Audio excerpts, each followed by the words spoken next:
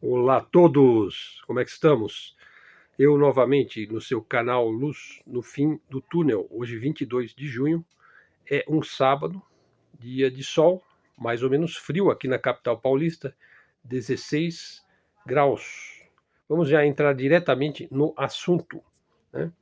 Algumas fontes do canal novas aí, eu vou citar agora o Brian Berletic, que eu uso muito os textos do Brian Berletic, e também do Alfredo Jalizi, que é um mexicano que também faz análises absolutamente imprescindíveis, né?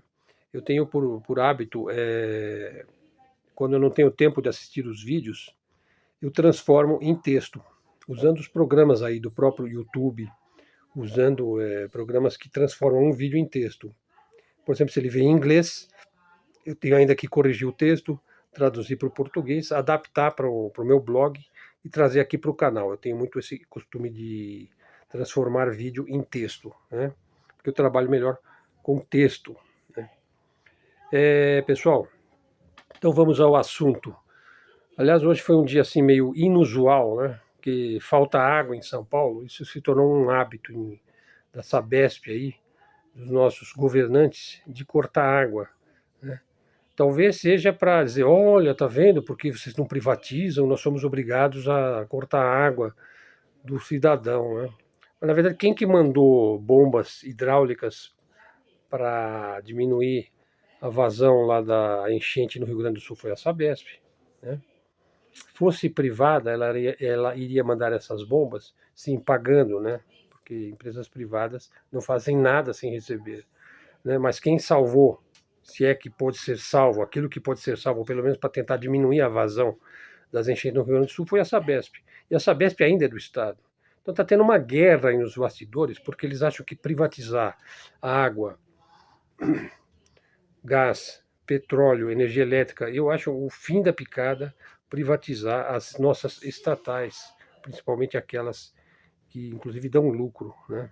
Então, em vez de você aperfeiçoar a estatal, você vende aí para o BlackRock, para os grandes financeiristas, né, que querem ter os bens, ter as ações, né, e só receber os dividendos, né? E como é que fica a empresa? Como é que fica o fornecimento? Como é que fica a reposição? Como é que fica a questão industrial, a questão da própria manutenção do sistema e de sua ampliação e de sua eficácia? Bom, então, talvez eu entre nesse assunto, mas agora no momento eu quero falar sobre essa nossa fonte aí, o Brian Berletic, né? Existem milhares de armas fluindo para a Ucrânia, né? Qual é o real impacto dessa ajuda militar ocidental à Ucrânia?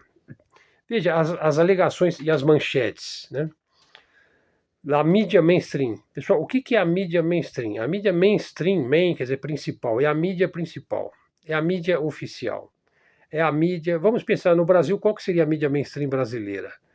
Seria a Rede Globo, a Folha de São Paulo, o Estadão, os jornais tradicionais, né, que veicula assim aquela visão de mundo ocidental, principalmente norte-americana. Quer dizer, ela tem um viés liberal, né, ela tem um viés assim meio, vamos dizer, moldado no contexto do Ocidente coletivo, né? Estados Unidos, você tem o Wall Street Journal, que aliás é a mídia mainstream mais, talvez, a maior que tem nos Estados Unidos é o Wall Street Journal, né? Mas você tem o Washington Post, você tem New York Times, são mídias que os acionistas, vamos dizer, os donos dessas mídias estão lá dentro da CIA e do Departamento de Estado. E também o próprio BlackRock, né? O Vanguard, que são essas agências, o BlackRock ele tem um software que é o Aladdin, né? Onde ele faz a verificação das ações que estão subindo, que estão descendo, e ele então ele faz compras e vendas de ações baseados em inteligência artificial. E é graças a esse software que também eles conseguiram tanto poder em termos de ser dono, né, das ações das principais empresas, empresas multinacionais, transnacionais do mundo, né? E você tem também lá no Reino Unido, você tem o The Telegraph, você tem The Economist, você tem o Reuters, você tem BBC, você tem Bloomberg, você tem Der Spiegel na Alemanha, enfim, você tem toda uma mídia mainstream oficial. E essas manchetes, elas se espalham assim como um rastilho de pólvora, né, pelo Ocidente todo, né? Então você tem que saber o que eles estão veiculando, né?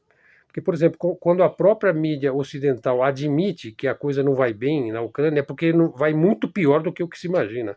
Porque até agora eles só vendem a ideia de que a ajuda militar ocidental para a Ucrânia é muito bom para a Ucrânia, que a Ucrânia está tendo uma atuação significativa, né? Mas na verdade não é nada disso. Existe uma grande diferença aí entre a capacidade de produção militar do Ocidente e a capacidade de produção militar da Rússia. Quer dizer, na verdade é um grande desafio aí o que está acontecendo e uma escalada contínua, né? A narrativa de que a Ucrânia está ganhando terreno com as armas do Ocidente contra as forças russas não passa de uma narrativa, não passa de propaganda. A mídia mainstream, ela quer lhe dar a impressão de que ela representa os fatos como eles são. Na verdade, assim, 90% da mídia mainstream é propaganda, né? Então veja, por exemplo, o fluxo contínuo de armas do Ocidente para a Ucrânia fez com que a Rússia aumentasse também a sua produção industrial de armas, porque eles têm uma produção industrial de armamento na Rússia, eles já vinham trabalhando nisso, com certeza desde a chegada de Vladimir Putin à presidência da Rússia. Foi o cara que botou as coisas em ordem, botou a casa em ordem, né? Veja, a Rússia ali no final da queda da União Soviética era um país assim que estava completamente à mercê do Ocidente. Mas eu volto a esse assunto quando a União Soviética caiu. Vamos nos estender aqui, nos aprofundar na análise do Brian, né? Veja, então, na verdade, assim, você enviar aquele colosso de arma para a Ucrânia, como é o que estão fazendo, não está fazendo com que a Ucrânia vença. Porque o verdadeiro objetivo da escalada do conflito não é que a Ucrânia vença, não, é aumentar o custo da guerra para a Rússia. Então não se trata de apoiar os ucranianos, mas de usá-los contra a Rússia, que é o que eles podem fazer, né? E veja só, as manobras estratégicas aí da Rússia, por exemplo, abrindo novas frentes, né? Porque na medida que eles vão escalando, a Rússia, na verdade, ela vai vencendo, né? Então é uma tática aí deliberada do Ocidente, né? Para ele produzir armas e também para ele financiarizar a produção de armas, né? Só que essas armas aí dos Estados Unidos não estão afetando a vantagem militar da Rússia, não afeta. Não, pelo contrário, o russo está escalando. Ele estava lá na Coreia do Norte, falando lá com o Kim Jong-un. Ele está criando uma OTAN eurasiática, o Putin, né, que já envolve a própria China, tem apoiado a Rússia, não militarmente, mas financeiramente, né, com o yuan, substituindo as importações que eram feitas da Europa e dos Estados Unidos com a política de sanções, ela passa a adquirir aqueles produtos que ela ainda não produz da China, que a China produz tudo, né? Bom, então assim, o recente pacote de armas dos Estados Unidos enviado para a Ucrânia incluía projéteis de artilharia e armas antitanque, por exemplo, o famoso míssil Javelin. E aí você tem aquela popularização do termo game changer, né? Game changer, que agora o jogo vai virar, vai mudar, nós vamos ganhar. Veja, isso não iguala a produção de projéteis de artilharia da Rússia. E o pior de tudo, o material humano está escasseando, né? Então você quer aumentar a produção, você quer azeitar a sua indústria armamentista, aí a Norton, a Lockheed Martin, a Boeing, né? As grandes empresas de produção de armamento dos Estados Unidos, né? Não cessa a produção, né? Mas assim, mesmo você juntando aí a produção dos Estados Unidos e da Europa, você não consegue ficar no mesmo nível da produção industrial armamentista e militar da Rússia. Por exemplo, o míssil Javelin, que foi fornecido à Ucrânia em grandes quantidades lá no começo da guerra, no começo do conflito em 2022, já não é mais tão falado aí na mídia mainstream, né? A Lockheed Martin, ela afirma que pode produzir 2.400 mísseis Javelin por ano. Claro, nem todos eles serão enviados para a Ucrânia. Na verdade, muitos são enviados para a Ucrânia e outros países também precisam. Na medida que você só privilegia o envio de armamento para a Ucrânia, outros países também começam a chiar, né? Porque eles também precisam, países precisam proteger suas fronteiras. As unidades de lançamento de comando que disparam os mísseis, porque uma coisa é você ter o míssil e você ter a unidade de lançamento, mas você precisa também de ter um comando, uma hierarquia militar, né? Além de você ter que substituir, né? Mesmo os soldados americanos bem treinados, que são enviados aí, a gente sabe que eles estão enviando, a OTAN envia, né? Voluntários, ingleses, franceses, americanos estão morrendo lá na Ucrânia. Isso aí a mídia mainstream não vai falar, tá? Mas veja, mesmo assim, o soldado bem treinado, ele alcança uma taxa de acerto aí, por exemplo, de um Javelin. Veja, de 5 mísseis que ele lançar, ele só vai acertar um. 4 serão interceptados com o sistema antimíssil, né? Ele vai acertar o quê? Ele vai jogar um míssil Javelin num blindado russo. É isso que ele vai fazer. De 5 que ele lança, ele só acerta um.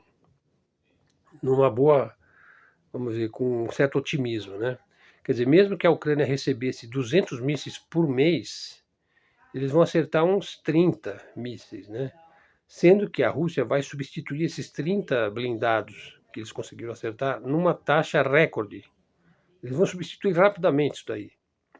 Na melhor das hipóteses, você vai ter um número de tanques aí russos destruídos, né? Que a Rússia vai substituir rapidamente, né? E é isso que é a própria escalada da guerra, né? E os números divulgados pela mídia mainstream são exageradamente otimistas, tá? Então já deu para entender, né? Então assim, por exemplo, agora uma outra afirmação aí do Berletic, do Brian Berletic, que é um excelente analista militar, é uma das nossas fontes.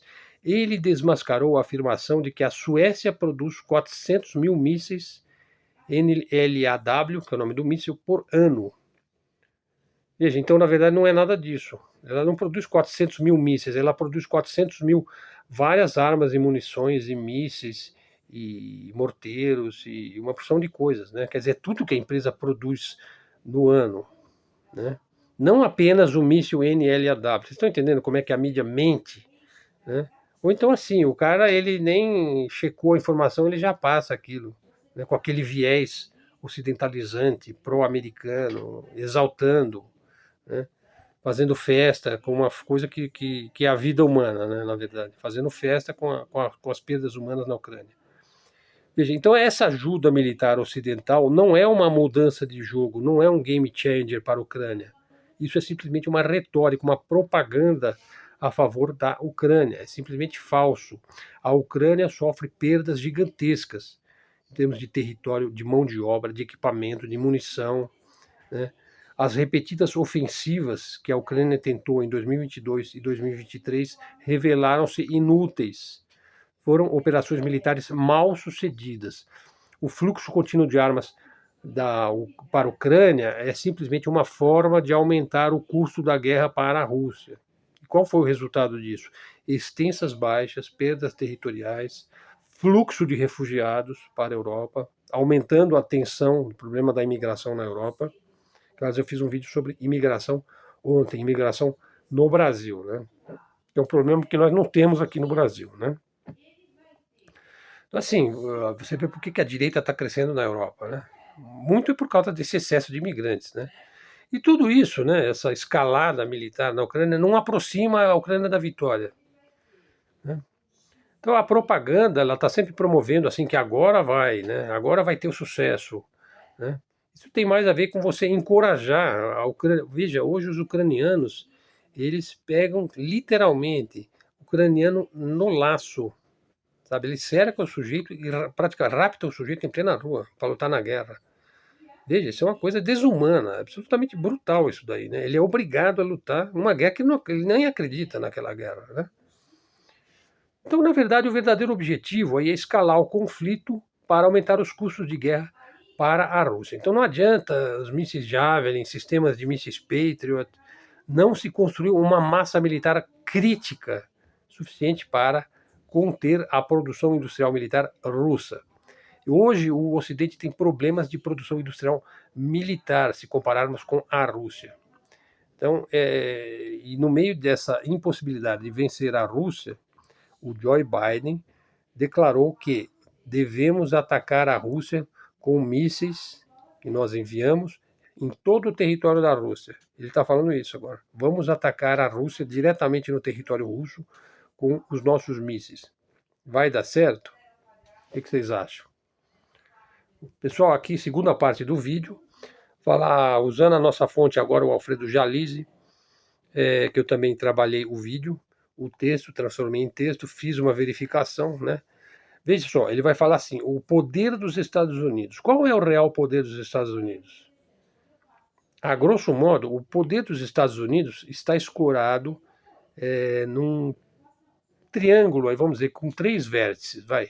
O dólar, a produção da moeda, que domina aí o mundo, o dólar ainda domina, o dólar. Veja, o dólar chegou a dominar 90% das reservas dos países, das reservas cambiais, dos negócios, do comércio externo entre as nações. Hoje ele está baixando para menos de 60%, quer dizer, o mundo está sendo desdolarizado, né? O segundo pilar aí o segundo vértice do triângulo aí, do poder americano, tecnologia. Você não tem hegemonia sem o domínio da tecnologia. E hoje, como eu disse para vocês, o BlackRock, ele tem lá um software, o Aladdin, né? Quer dizer, isso é tecnologia, né? De computação, de amostragem, de inteligência artificial. Você precisa ter computação quântica, inteligência artificial e principalmente a tecnologia espacial, entre outras formas de tecnologia. E o terceiro vértice aí do pilar do poder norte-americano é a própria propaganda, né? É o poder da mídia, é o soft power, é a cultura americana, é a Netflix, é a Disney, é a Madonna, é o show da Madonna, né? Eu diria aí que em questão do dólar e da tecnologia, os Estados Unidos já está perdendo. Ele já está perdendo. No dólar, que vem caindo, está sendo desdolarizado, e agora a Arábia Saudita vai passar a negociar o petróleo em outras moedas, quer dizer, acabou o petrodólar, né? Ele vai negociar em yuan, em iene, em rublo, em euro, em real, vamos dizer, né? E agora, finalmente, assim, os Estados Unidos ele ficou preocupado com a democracia na Arábia Saudita, né? Agora que eles perderam o principal sócio que eles tinham no Oriente Médio, eles estão preocupados agora com a democracia na Arábia. Nunca tiveram preocupados, né? A Arábia Saudita é um dos regimes mais tirânicos da Arábia Saudita, né? Do Oriente Médio, né? Então, assim, na tecnologia eles também estão perdendo. Eles também estão perdendo. Acredito que a China já ultrapassou os Estados Unidos na tecnologia da computação quântica. E já ultrapassou na inteligência artificial e já ultrapassou na ciência espacial. Se você dominar o espaço, acabou, meu amigo. Acabou o teu sistema de monitoramento de GPS, de satélite, de emissão de ondas eletromagnéticas, rádio, TV, internet. Isso afeta tudo, né, o domínio espacial. Então, eu diria que os Estados Unidos já está perdendo na questão da desdolarização e na questão da tecnologia, porque os chineses eles avançam muito depressa. Não só a China, mas principalmente a China, né? A Índia também tem, por exemplo, na área de computação, de software, a Índia é muito forte, né? E na propaganda eles estão vencendo. Sem sombra de dúvida, o soft power americano é uma coisa absurda, né? O poder midiático que ele detém ainda, né? O soft power é poderoso, né? Na mídia mainstream, né? Bom, agora vamos entrar nesse tema aí do roubo do dinheiro russo nos bancos do Ocidente. Veja, então a Rússia ela fazia negócios com a Europa, com os Estados Unidos, e o dinheiro circula pelos grandes bancos. O dinheiro russo, de comércio, né, de negócios. E aí eles vão confiscar esse dinheiro. Está lá nos bancos, nos grandes bancos, cerca de 322 bilhões de dólares. E esse dinheiro vai ser direcionado para a produção industrial armamentista, para a produção industrial bélica, militar dos Estados Unidos. Veja, então não é só uma guerra geopolítica, né? Não é uma guerra militar, não, é uma guerra geofinanceira contra a Rússia e contra os BRICS, e agora também é contra a China, né? O Biden teria dito que 50 bilhões desse montante seria um empréstimo para a Ucrânia. sem especificar como é que esse empréstimo vai ser pago. O Aleister Crooke, que é um diplomata inglês, que ele faz entrevistas lá para o Judge Napolitano, que é um canal excelente, né, que é uma das nossas melhores fontes aí. Ele falou o seguinte, o Aleister Crooke, que esses 50 bi não vão para a Ucrânia, eles vão diretamente para o complexo militar dos Estados Unidos, a fim de produzir mais armas para mais prolongar o conflito na Ucrânia contra a Rússia, a fim de mais desgastar a Rússia. Bom, vamos ver, né? É um fato aí que os BlackRock, né, já tem negócios em vista na Ucrânia. O BlackRock ele está de olho aí nas terras mais férteis, talvez, do mundo, que é chamada terra Chernozem, terra negra, o Chernozem. Produz trigo, milho, girassol, cevada, aveia, batata, beterraba, assim, em quantidades incríveis, né? Aquilo são as terras mais férteis, talvez, do mundo, de alta produtividade agrícola. Quer dizer, a Ucrânia é um grande produtor de cereais, de vários produtos, desde sempre. Foi uma grande área agrícola, né? De grande exportação também para a Europa, para os Estados Unidos, né? O Chernozem, que é a Terra Negra, ele se espalha aí por mais da metade do território da Ucrânia, que é um país grande, né? Então, assim, os BlackRock querem fazer daquilo lá um paraíso agrícola, né? Será que ele vai... Já combinou com os russos, o BlackRock? Né? Bom, e o Putin não ficou muito feliz aí com o roubo descarado dos ativos russos, né? Nos bancos ocidentais. Ele falou, isso não vai ficar impune. Né? Bom, no último dia 12 de junho, o Putin anunciou que a taxa de câmbio do rublo ficaria atrelada ao yuan, que é a moeda chinesa. Né? Na verdade, eles chamam de renminbi, né? Que é a moeda menor, assim, o centavo, mas a moeda mesmo chinesa é o yuan. Do Japão é o iene, né? Da Rússia é o rublo, né? Portanto, a economia russa está se desdolarizando, né? O analista de economia aí, o Richard Freeman, ele afirmou que um yuan vale 12 rublos. E também que haverá uma moeda dos BRICS. Eu falei sobre o Fórum Internacional de São Petersburgo, num dos nossos vídeos aí, onde se discutiu muito essa questão da moeda dos BRICS. Essa moeda dos BRICS vai incluir o real aí brasileiro, né, nessa moeda. Veja, 40 países estão na lista de espera para ingressar nos BRICS. O último que pediu entrada é a Malásia, que é um dos tigres asiáticos. Lá no Fórum de São Petersburgo, o pessoal tinha 132 países lá, discutindo a nova ordem aí, o mundo multipolar, né? E vai ter um novo fórum aí dos BRICS na cidade de Kazan, na Rússia, em outubro. Né? Veja, por que também surgiu esse mundo multipolar? Essa é uma pergunta que devemos fazer. Por quê?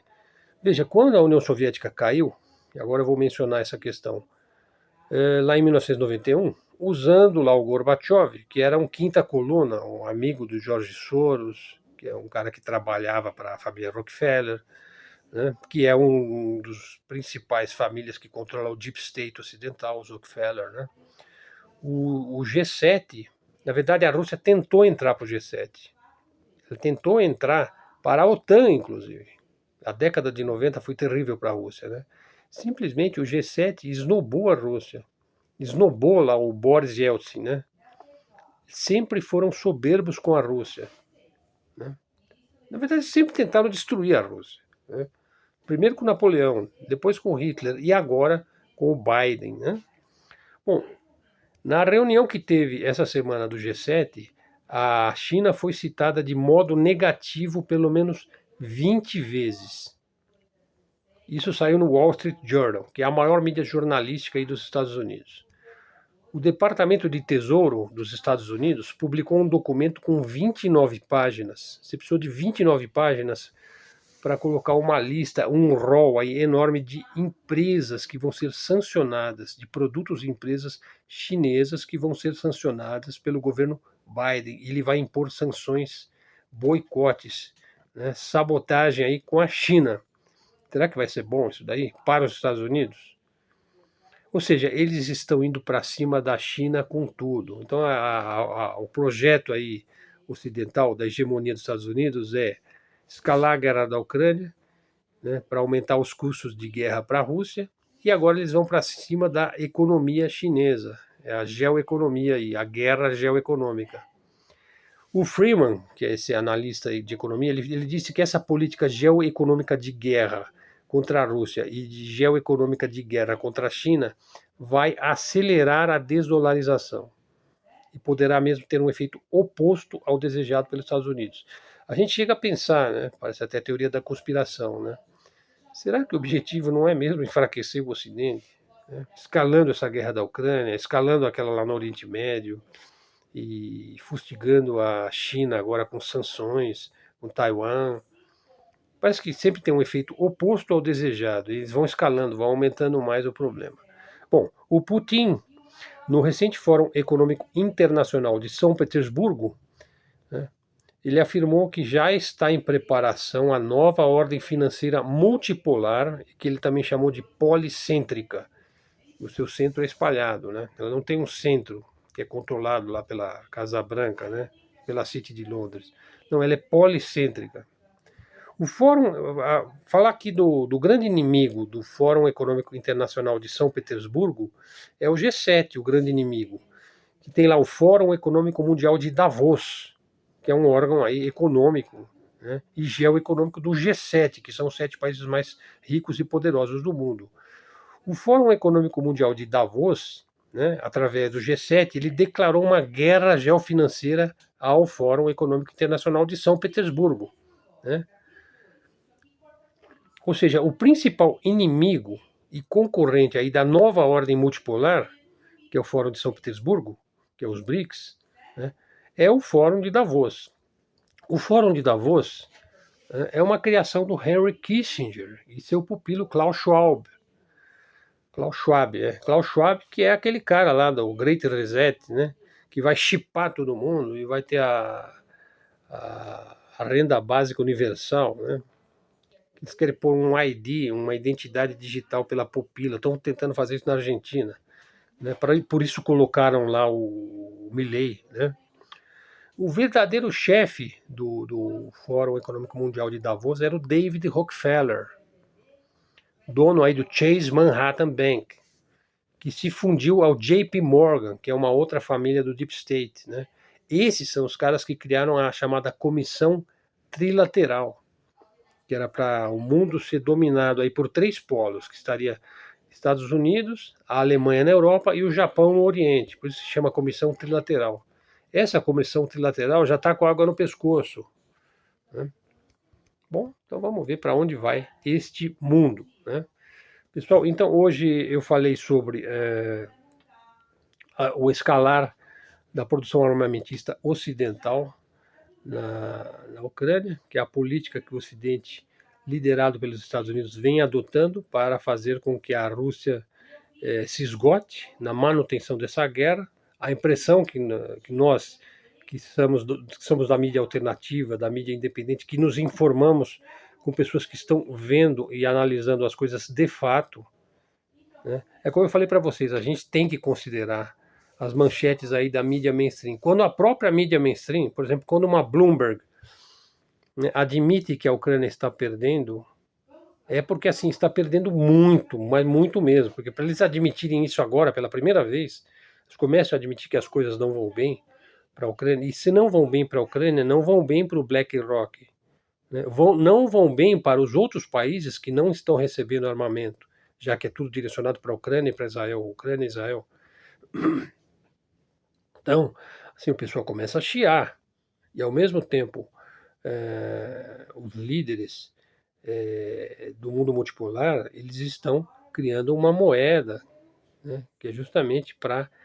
Na verdade, eles já analisaram, né? Nós não vamos superar os Estados Unidos se nós não tivermos uma moeda, né, em substituição ao dólar. Daí a importância da desdolarização para o crescimento do mundo multipolar. E mais países querem entrar para o BRICS, né? O Sul Global, né? Também é um outro nome que se dá a esse movimento, né, da multipolaridade. Então nós estamos indo para um mundo novo. O Brasil vai entrar aí com o real, né? Falei da Sabesp também.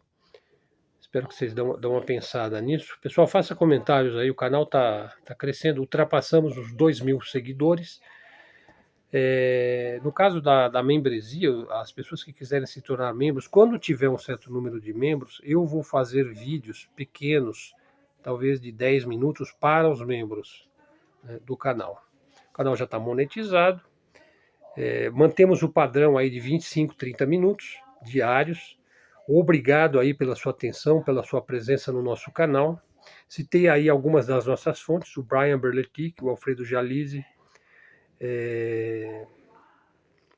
Muito obrigado aí, pessoal. Vamos em frente. Obrigado a todos, até a próxima e fiquem com